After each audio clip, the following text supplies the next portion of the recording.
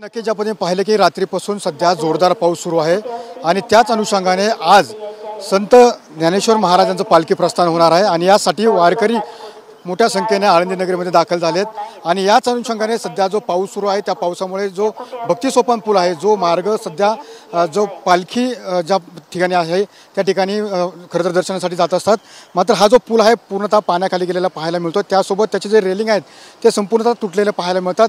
एकूणच रात्रीपासून मोठ्या प्रमाणामध्ये मुसळधार पाऊस पडतोय आणि याचमुळे इंद्रायणी नदी आहे ती पूर्णतः पूरस्थिती झालेली आपल्याला पाहायला मिळते। त्यामुळे कुठेतरी आता सध्या ज्या पद्धतीने दर्शनबारी आहे ती दर्शनबारी बंद करण्यात आली आहे आणि दुसरीकडे त्यांना पर्यायी मार्ग खरं तर त्याकडे उपलब्ध केलेला आपल्याला पाहायला मिळतोय।